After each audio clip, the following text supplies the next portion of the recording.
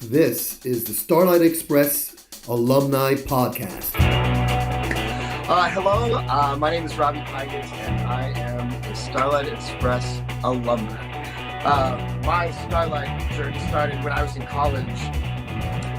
We were doing Bells Are Ringing up in New Haven at Yale, and our choreographer for it was named Mark Frawley, and he was at the time auditioning for Starlight.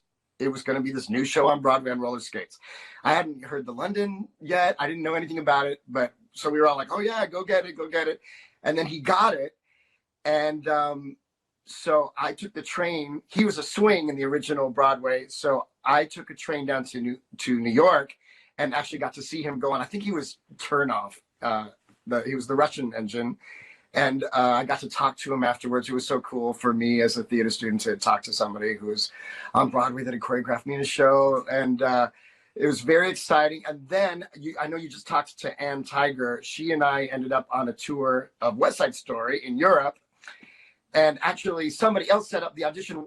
When we landed in Germany for West Side Story, we landed in Frankfurt, but went right to Bochum and stayed at the hotel, our cast of West Side Story, because we were replacing the cast that was, they were like playing Dortmund right next door. So we were right there in Bochum, and we knew about Starlight. And so Chris LaMontagne actually set up an audition for like 8 to 10 of us. And Anne and I got hired from that audition, where, like she said, they put us right onto the stage on roller skates. I bought a red t-shirt for good luck because I wanted to be Caboose. And we got the phone call soon after that Anne and I would get to learn it. The two of us were replacements halfway through that second contract after you'd already left Bochum, Peter, right? You were the original. Yes. Yeah. So we came halfway through that next year. Anne became a swing, and Ramon Visser had been a swing. Oh, no, was Bobo, but wanted to go back to being a swing. So I took over as Bobo. Michael Fraley was just about to leave for the national tour in the United States. So he took over just like quick teaching me how to skate, and Glenn Neat was taking over as skate captain. So he taught Anne, and Michael Fraley and I just clicked the way he taught and the way I learned, and it was one-on-one. I know that's an unusual way to learn Starlight originally, but I got Wilton teaching me choreography in the afternoons and Michael Fraley teaching me one-on-one how to skate the set. So I got a fast-forwarded training of skating, and I never learned how to skate over the ball and backstop without falling. So the first month I did the show, because Michael had already left and he didn't have time to teach me that. So I was training every day, but I'd say for the first month of even being on stage, as Bobo, I'd go, shake on your face, shake on, backstop, fall to the floor, stand back up. Yeah. How embarrassing. I love it. We can laugh now. Yeah. I never got hurt, thank goodness. That's good. Yeah. And then Jim started way before me, but then we met soon after that. Yeah, my name is Jim Harrison. I'm also a Starlight Express alumni. Five different productions of Starlight Express. The first one, of course, was the first national tour.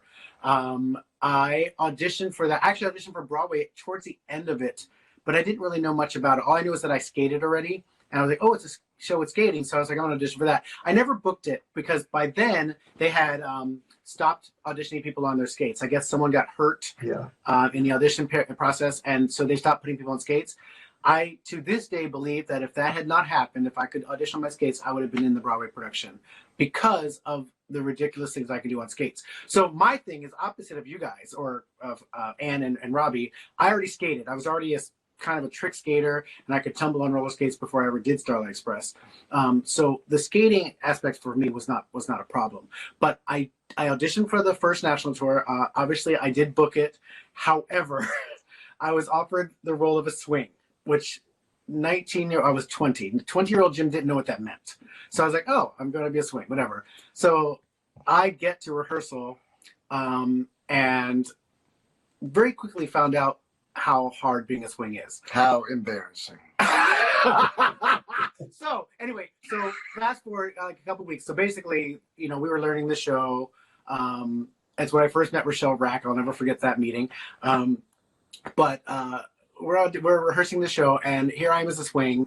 not really learning the choreography because choreography is not, I don't learn very quickly, but my over the top energy, I was like tumbling and doing all these crazy spins and stuff on skates to show people kind of why I was there in my brain. They quickly were not amused by that. So I ended up getting fired from the first national tour, which Michael Fraley has put in his book. And I got fired from the first national tour. Michael Fraley neglected to put that I returned to the national tour after I came back from Germany. After I came back from Japan, sorry. So he didn't put that back in. So yes, I got fired. They pulled me aside. The late Vinny Lift pulled me aside, said, I'm really sorry, but it's just not working out. We're going to have to let you go. And I was like, okay, here's my dream job. I just lost it. Then an hour later, Arlene Phillips comes to me and she says, don't worry, we're going to put you, I'm thinking of you for the Japan production. And I was like, any question in my brain? I'm like, you just fired me. I'm not doing the show ever. And sure enough, 2 days later, I got a call from, it was not Arlene herself. It was somebody working for the English people that did the Japan tour, offered me the role.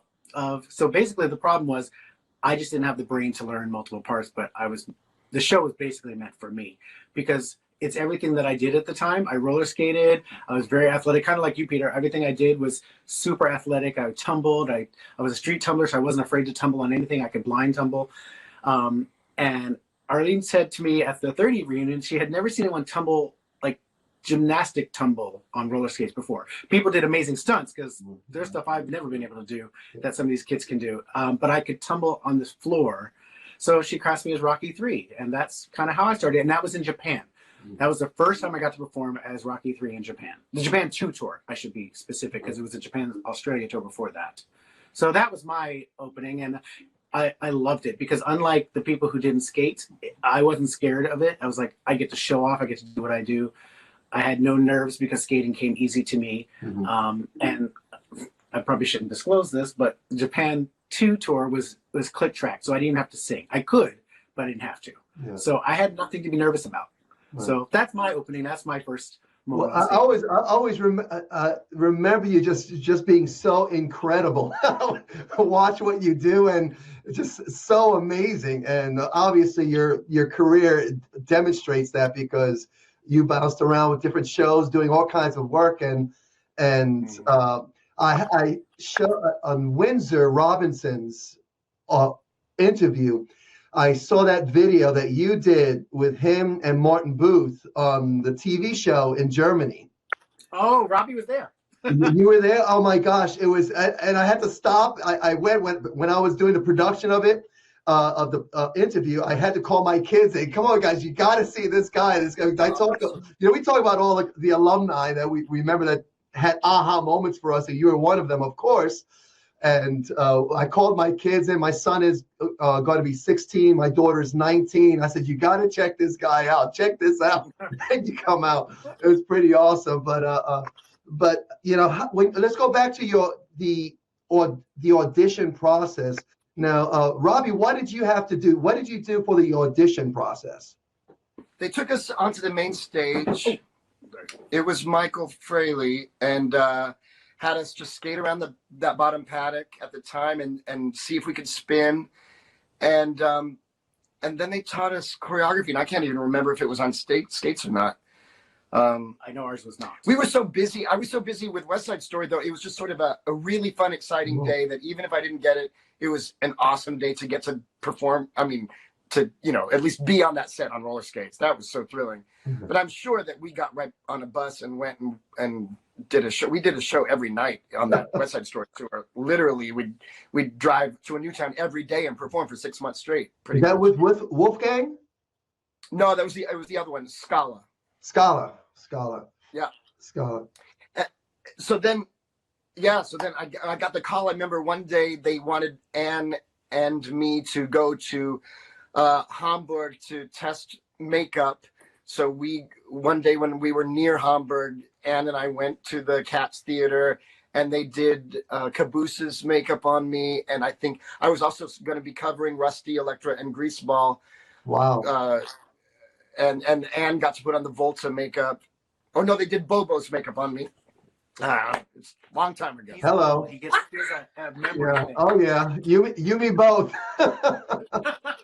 Now, I'm gonna take this down. I just wanted we put this up to make sure that Ann and Garland knew that we also had our Starlight, which is always up in our den. But I brought it lower so the camera can see it. But it's going to fall on her head, and that would be embarrassing. well, Jimmy, what was your rehearsal, your audition process? What was the audition itself like? Because I've done it so many times, it blends to me. But I do remember the first. I remember the national because you must have gone through that as well. It was girls rolling stock on feet. We didn't wear skates at all. I don't even think the final callback for me. I think I booked the show because Arlene Phillips was under the assumption, because I was in Sesame Street Live at the time, and she thought that the entire cast roller skated. So that was, she told me later, that's what she and actually I could, and there were like 4 of us that roller skated in one particular number, but she was under impression, so they knew I could skate, so I wasn't really tested about skating. That was never a thing. So I remember doing girls rolling stock on my feet as my dance call. And I remember, I'll never forget, I sang Never Gonna Give You Up was my only pop song I'd ever learned. I learned specifically for Starlight Express. So I basically rickrolled myself. There you go. That's but it worked. It worked. Hey, it worked. Hey, so you guys got the show and you did the rehearsals. What was it like to be the first time on stage?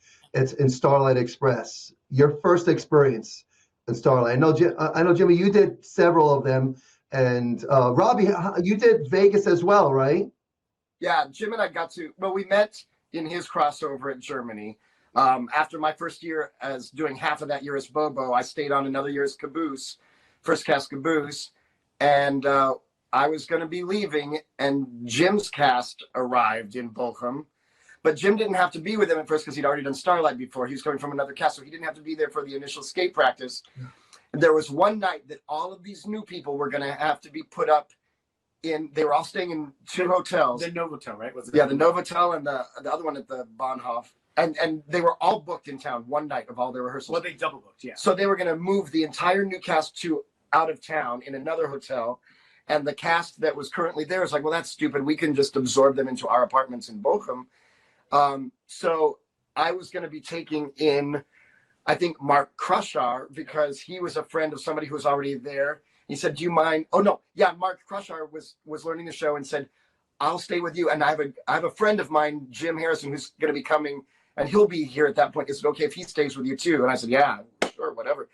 And then Mark fell in love with some other young boy in the cast and decided Don't out him. That's not your story to tell. And decided not to stay with me. Jim and I had seen each other. I thought he was cute, but I was told by Michael Fraley that he was good for, he'd befriend me for a night and that would be it. He's not good long-term material. And I thought he was attractive, and I was told that he's really kind of stuck up, and all the guys that he dates look like him. Because I came out of the closet in Germany, and I'd only been with German boys, even though. Why? I don't think that was the question he asked us. No. So no, but it all leads into it. These stories tend to ramble. He gets there. But then Jim and I got stuck together, having to stay in my apartment that night, and we fell in love immediately. The next day we were a couple, and that was 29 years ago. It was literally next day. Wow. So I left, and then he was in Germany, and I came and visited, which is when they filmed that thing in Berlin. That's so funny, was when I was visiting a few months later, and then he quit to be back with me in New York, and we heard they were doing the Vegas production, so we went to that audition. And he, of course, was a shoo-in, and I was hoping to be Caboose. And Arlene said, well, unfortunately, the Vegas production isn't going to have a Caboose. So I thought, oh, man, I'm not even going to get to go. And then like a week later, I got a call and said, you know what, we've decided we're going to use the films from the original national tour of the races. I think he might be one of the stars. And since they used those films, they had to have a Caboose because there was a Caboose in those films.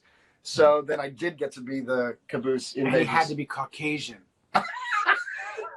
So we got to open Vegas, which is, of course, also an awesome experience. Yes, it was great.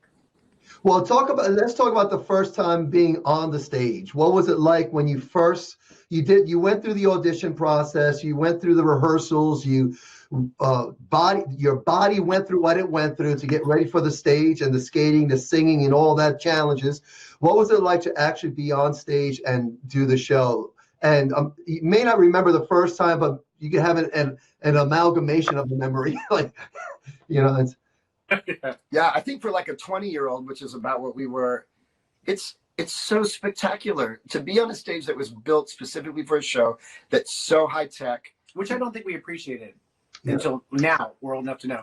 But when you're that young, you're like, oh, this is how all stages are. I think it was spectacular. Yeah. And the, especially, I don't know, those first years, those German audiences were so fanatical about the show that you were just poured with love. I mean, we were huge celebrities. We were the Broadway celebrities of Germany. You know, they were at the stage door. They were at the stage door telling you what role you were going to be before you even knew what role you were going to be. They knew, and they would have a picture that they took of you yesterday and have you sign it and say, "Oh, you're going to be Caboose today." Oh, okay. I found out later how they. But it was spectacular and overwhelming. Yeah. And I've never felt anything like it since then. And for me, it was the Japan 2 tours, the first time I got to perform, because I obviously got let go from the tour, which I went back to. But when I was in Japan, because they had to make it, the stage was an entire stadium floor, an arena floor. So they had 2 of every character except the principals. So it was huge. And we had an entire stunt team. So all of the races were, you know, the cast went into the tunnels and then the stunt team came out the other side because they did hardcore stunts. Like, I mean, I think we could have done it, but I don't think it would have been that safe. But anyway, so it was massive. And I remember thinking, walking out onto the stage in Japan, because it was 360-degree audience, I think 10,000 people every day. Wow. The first time you came out for the tunnel, because I was Rocky 3, so Freight was really a rolling stock, but you couldn't really take it in because of the helmet. But coming out as Rocky 3 and Freight, you got the scale of how big it was, and just a sea of people. So it was like a rock concert. It was treated like a rock concert, and our principals especially were treated like rock stars. I know that the guy playing Caboose and the 4 carriages all had to get escorts to their taxis to get to the hotel because the fans were enamored and crazy, like rock star fans. Yeah. So for me, that I just remember the scale of it. Everything was huge. Wow. So that's what.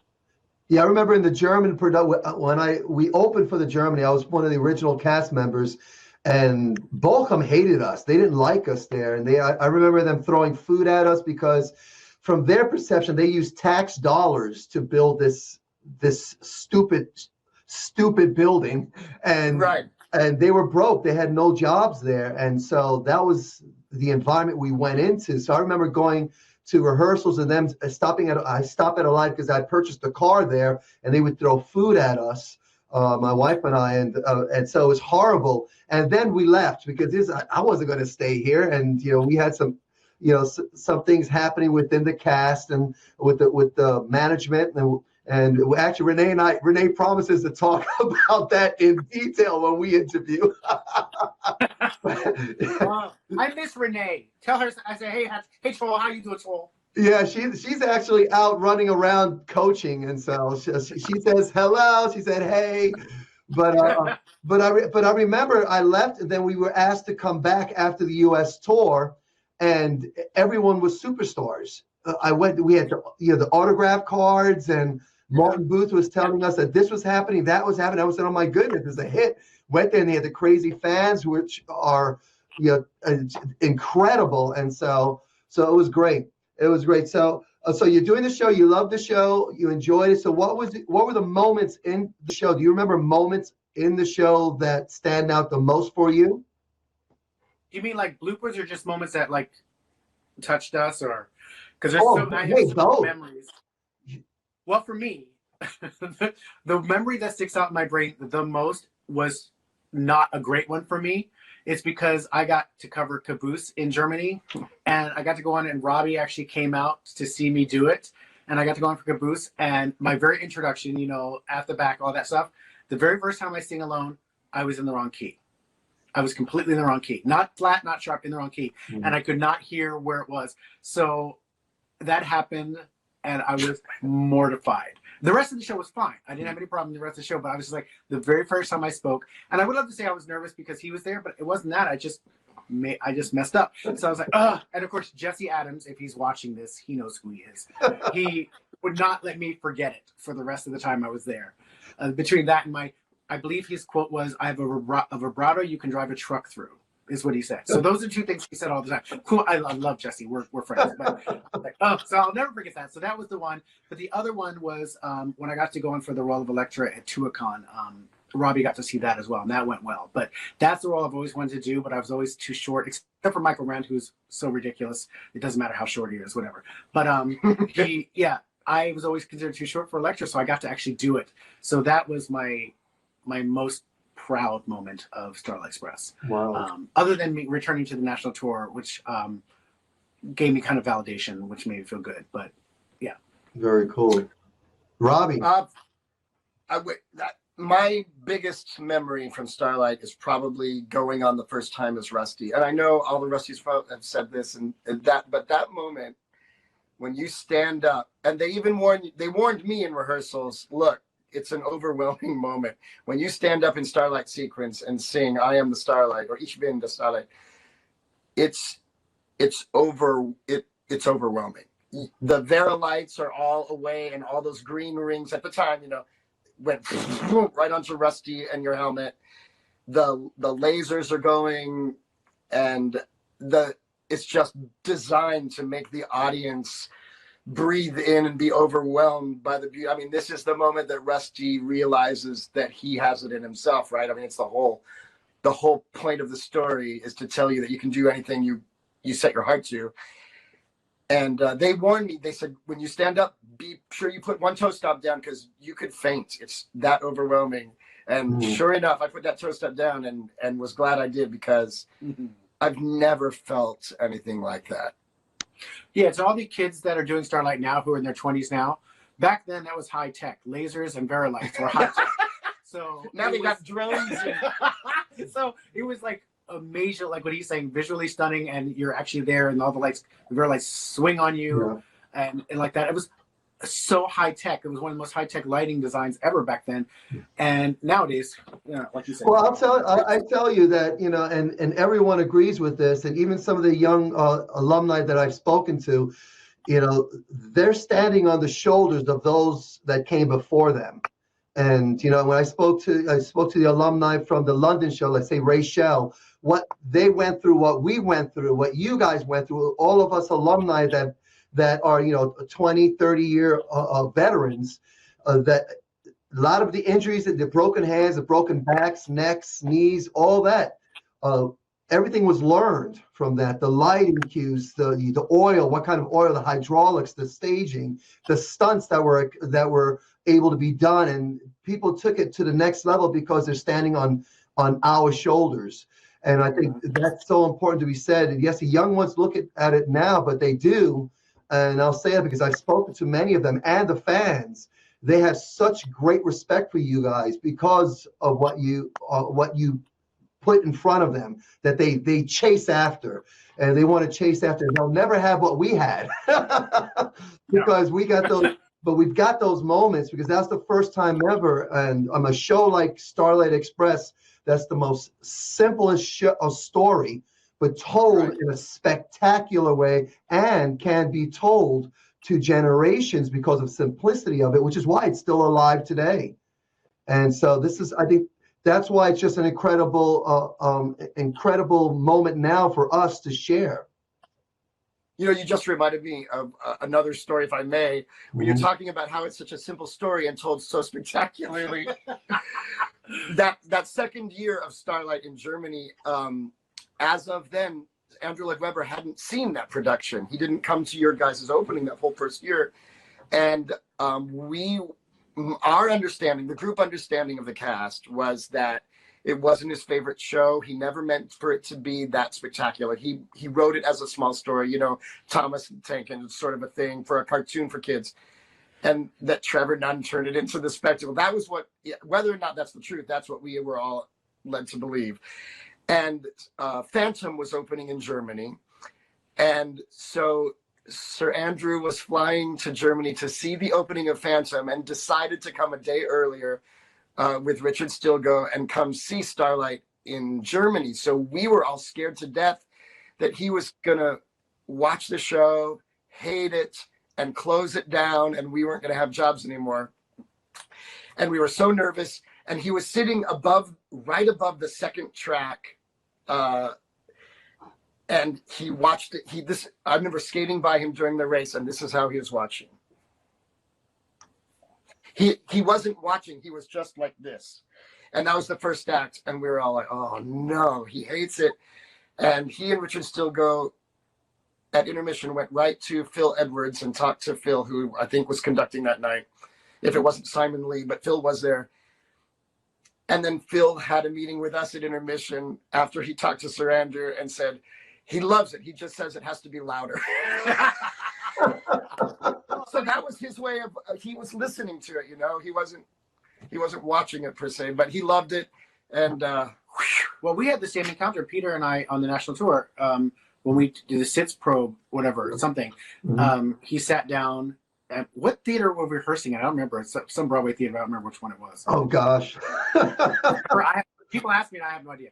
But anyway, he sat there. He's like, it was like an acoustic. It was just with the piano. I don't even know if we skated. Did you guys skate? Well, yeah, I got to tell you, Renee remembers. I almost remember nothing. I remember everything is just one big memory, and it's funny. Me too. You know, and I say this. I've said this several times, and others have said it as well. If I knew how much this affected my life, Starlight, how important Starlight was and is to my life, I would have paid a lot more attention. Yeah. You know, but we were 20, right? So yeah, I mean, yeah. Younger. Yeah, you were much younger. I think I was always one of the old guys. Always, because I think I did it when I was. You were just as physical. I remember that. I remember what you used to do in rehearsal. You were very physical. Well, I know I was an anomaly, but I was still old. But so you guys did the show. You've done it. You spoke about how you guys met, and you guys worked together on stage before. Yes. Before Starlight? No. Oh no, I mean with Starlight. Yeah, Vegas Starlight was the first time we worked together, and people told us don't do it because we were the same train because he was Rocky 3, yes, and I was Caboose. So we just flat top and Dustin between us. We were in the same train on stage. We lived together, so we were together 24 hours a day for that year and a half that we were in Vegas. One bank account, one bed, one car, one job. But it was great. It was the best year and a half ever. Well, I know what that's like because Renee and I did that, and the challenges that go with that. But it worked. It worked for us, and it worked. Obviously, it worked for you guys. And so, what were some of the special moments on stage that you guys had? Well, one is when we did the Vegas, Arlene Phillips made sure we were together as much as we could. So in the rolling stock, we were the flag holders, opposite flag holders. So we were together when Greaseball came up through his lift, we were flagging him. So it was the two of us. That's for Coda Freight, right? For Coda, I think. Or was it the initial? Right after the international engines. Very cool. So that was one. I think, did you drop into a split? Did I flip jump over you? I don't remember. Okay. No. Anyway, I don't know. I've done so many freaking versions of the show. Well, there was also this. I wish I could be like, I've done the most productions of Starlight ever, but I cannot. Michael Rand has clearly done that. So I can't even take that from him. But I've done so many. They're all so different. So for trying to remember moments, I'm like, oh my God, that happened. Oh my God, that happened. That one that they did at Tuachan in Utah a few summers ago was spectacular. They did a great job. And it was in rep, which means they took the set down every day. So it wasn't a solid set. So we always had new bumps, new cracks. We had a cricket invasion. We had tarantulas. We had scorpions on stage. It's a lot. Oh my. People are not worried about falling down on their skates. They're worried about getting bit by a snake or getting hit in the head by a bat. In costumes too? Yes. Oh. The costumes were original. They made up their own.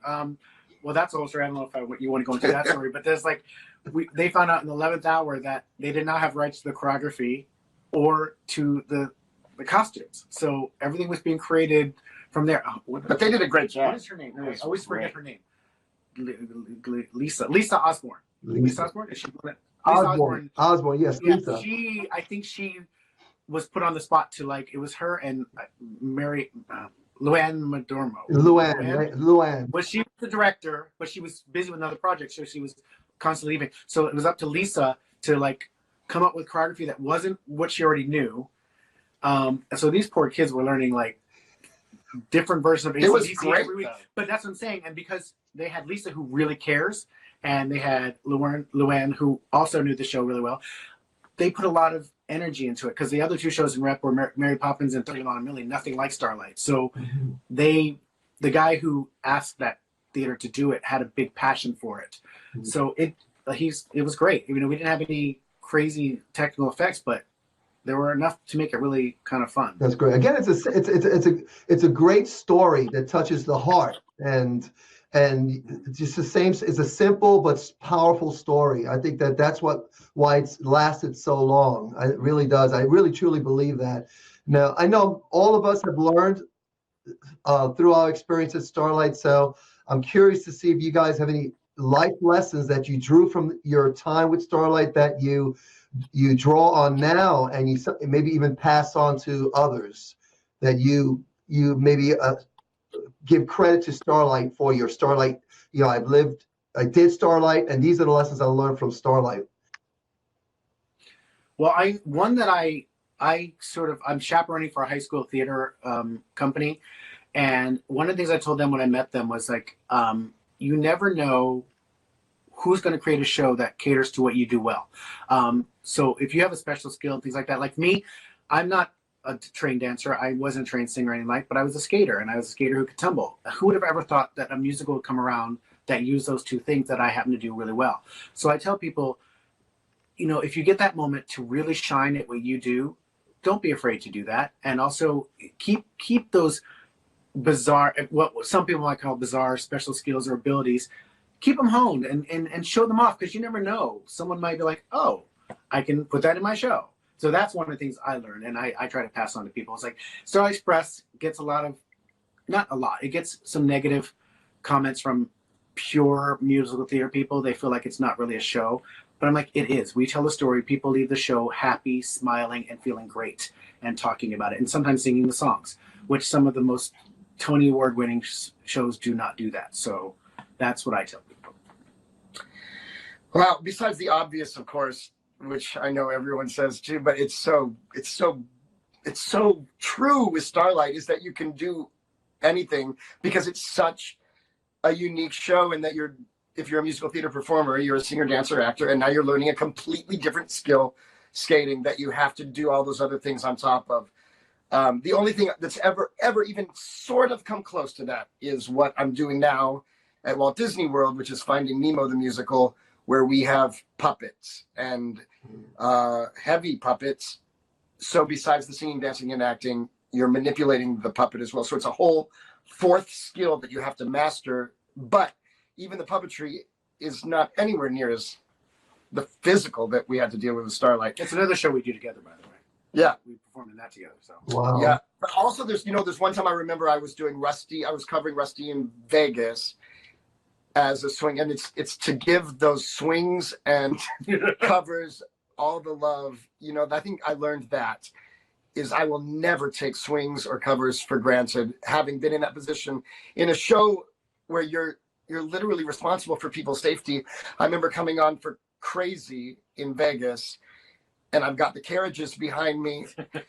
And I remember coming around one of the paddocks, getting back to the stage, and all of a sudden there were 4 different directions that I could go. I could either go in the tunnel, I could go up the ramp, I could go into the bowl, or I could go left across the stage. And I panicked and went across to the stage and hit a bowl. It wasn't what I was supposed to do.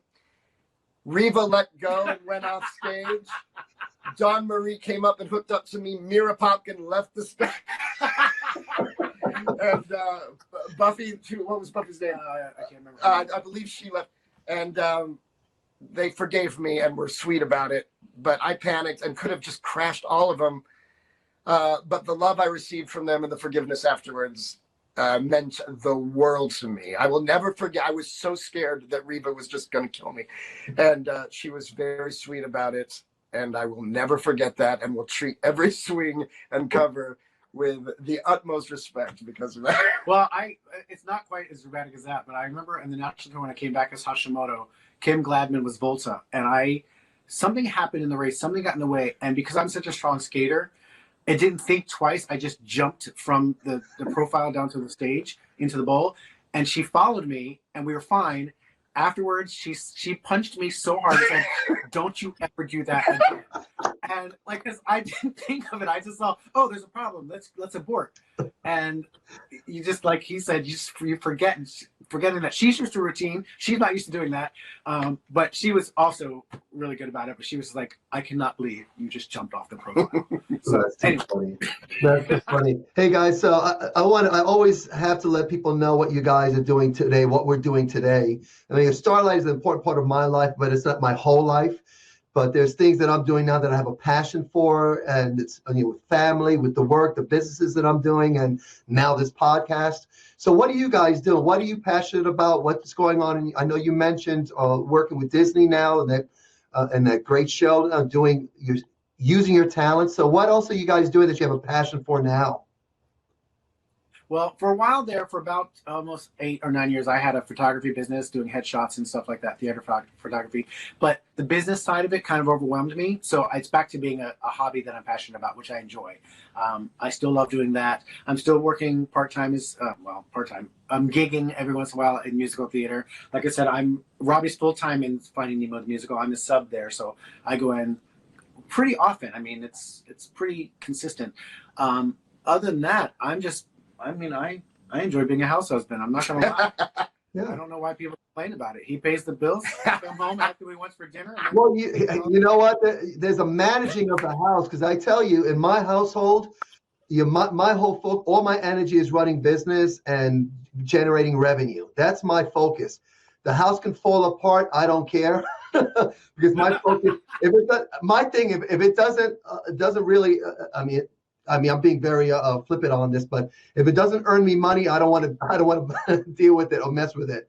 But Renee manages and the kids, so managing a household is huge, and so I love it. But I love the fact that that you're working together and you guys are building together, and so it's equal. And so I've lived long enough, been doing what I do for long enough to know that it's a team and we all work together. And so I love the fact that you guys, how long you guys been? Like 29 years? Yeah. It'll be 29 years in April. 29 years. And we have to say, we saw a little bit of the interview that you did with DMJ. Yeah. And DMJ was the people that told us, that walked by seeing us the next day as a couple saying, it'll last a week. Yeah. Which from people's perspective, I could see how they would think that, but here we are. Well, I've been at Disney full time for 24 years now, and since 1985. It's an equity gig, and it's awesome. I've done a whole bunch of shows, improvising for part of that professionally, and I still do improv on the weekends at SAC Theater here in Orlando, which is where Wayne Brady started, and I have plenty of vacation time from Disney to do regional theater, professional regional theater, which is pretty good down here in Florida. There's a play that was a friend of mine wrote about me losing my dad 7 years ago. I was on a scuba trip. I love scuba diving. And my dad passed away while I was on that trip. And I was telling the story to a friend who writes plays. He wrote a play. We did it at the Orlando Fringe Festival.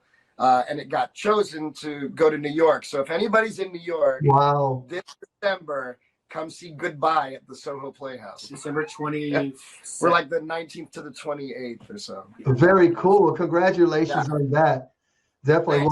Well, right below, because this on the page, everyone will see if you're watching this, as opposed to listening to the podcast. Right below is going to have all the information. Connect with Jim and Robby and find out what they're doing. And if you are in New York in December, the information is right below. So I always want to give you guys the last word.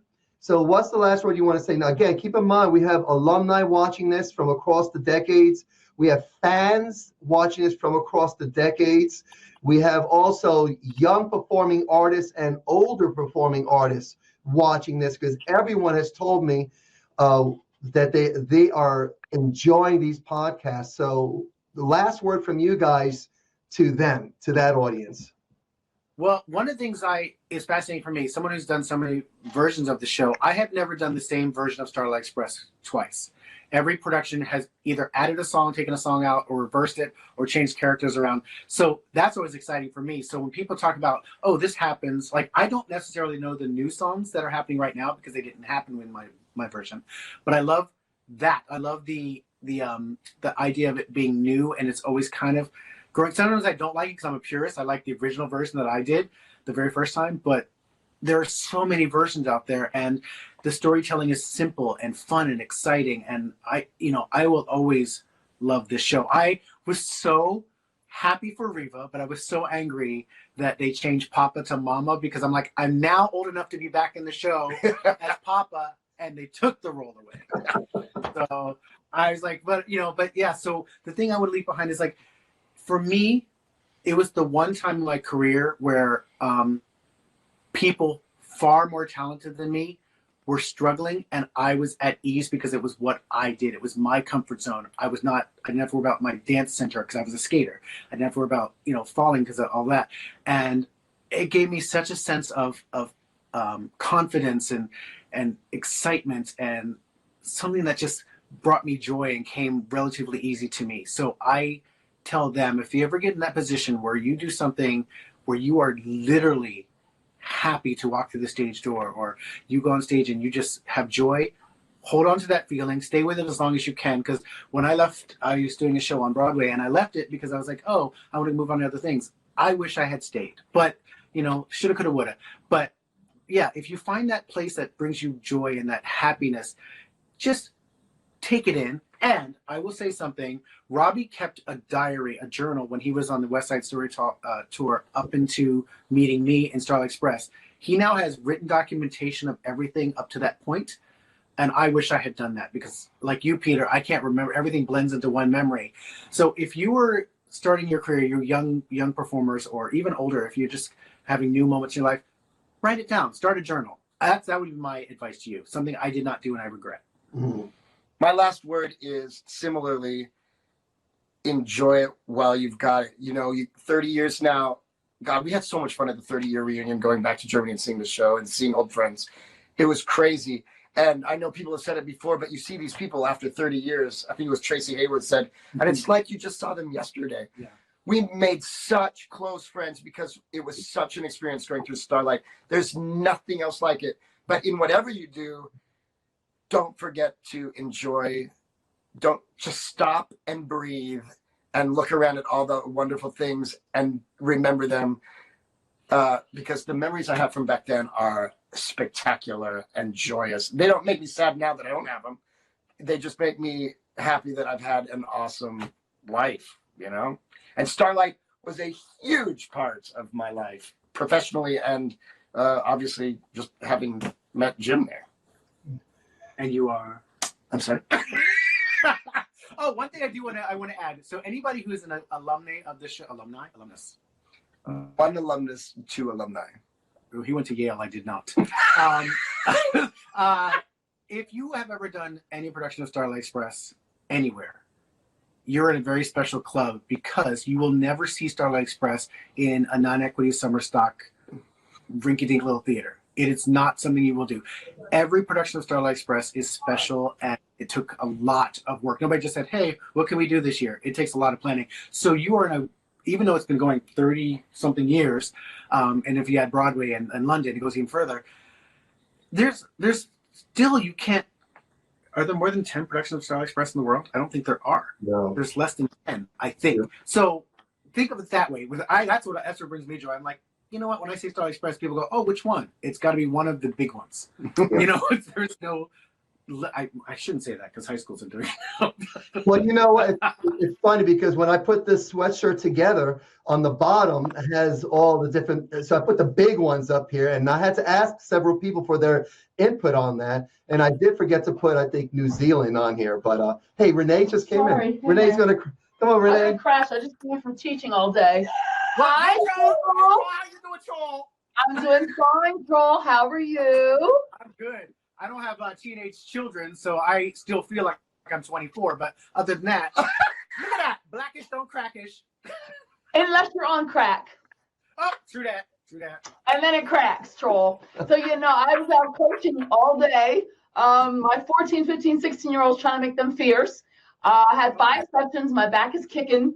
And I just went out and put snipe signs out because we're part of our township for the voting. So just making sure everybody gets out to vote on Tuesday. So I just finished doing that. And then I just said to my teenagers, is your laundry done? Is the trash out? Let's get it moving. Okay, man. Okay, look at Renee the mama. Renee the mama. We're matching today. We're matching today. I really wish we had put one of our jackets on because we have one from Vegas. I have one from Japan. I have one from the National Tour. I have one from the Broadway one, but I wasn't on Broadway. It's what we ordered the first time I was in Germany. Yep. And we have a little windbreaker that. Where did we get that? That's a Japan one. We have so many. Well, jackets. you need to take pictures of that and do a modeling thing. Yeah. And send it to you. Put it up on your page. Wait. Can you see me, right? I have Starlight. Yes, no, wait. Look what the jacket I'm wearing today is my Smokey Joe's. Move. Oh, okay. Hi. So I mix it all up. I'm like, I don't care. Smokey, Starlight, S, doesn't matter. Work is work. It's true that. Well, guys, I appreciate you guys spending the time with us. Thank you. Oh no, am I live? We're live. Oh no. Well, he can Hey, everyone. I thought he was just starting. They I didn't crash the party. We were at the part where they had the last word. It's okay. We got our last word. He will tell stories for 2 hours. So How dare you? Same. It's the truth. Same. Jimmy, you were there. We never had the chance to ever work with you, Robby. So did you do Vegas or which shows did you do? You have to listen to the Germany podcast. and Vegas. Ha ha ha. You have to watch the podcast. I know. On behalf, That's the Vegas. for the sake of everyone that's watching, we don't want to go. Oh yeah, we can't reveal. Okay, well, you guys, where are you in sunny Florida? Yes. Still Actually, it is. awesome. Yep, Okay. going to Florida. Well, you guys It's have a cold day today. It's 70 degrees. Well, it was freezing here. It's like 50. It's cold and it's winter. But you two have a great evening. I gotta finish doing what I have to do. I thought you just started. Oops. See you later, baby. Bye. Bye. Ciao. I didn't realize That's that. okay, baby. It's all good. It's all good. It's live. I always like doing things live and unscripted. So there you go. So thank you so much. Thank you. Thank you for doing it. And It's like awesome. I said, it's not out of the realm of possibility. If I ever come with another version of Starlight and they put Papa back in, I'm going to be the first audition. So I can still do everything I could do. I was so mad at Michael Furley for not letting me do my flip up the bowl in the 30th reunion. But I should have just done it without asking. But I asked and he said no. So I want to show people that even at 51 years old, I can still do it. But all right. Guys, you have a great day. Thank you so much. Thank you. Thank you so much. Bye-bye. Bye-bye. Thank you, everyone, for joining me on this episode of Starlight Express Alumni Podcast. Next week, I will get together with another alumni. Be sure to subscribe. You can subscribe right here on the website at starlightexpress.club. We are definitely on the iTunes and Stitcher, and we're looking to get on the other platforms, so make sure you check there, subscribe there, and stay connected. If you are Starlight alumni, please be sure to reach out to me if you would like to be on the podcast. Would love to hear your stories and share your story with the Starlight Express fans and other alumni. Look forward to sharing with you next week. Everyone, have a great day.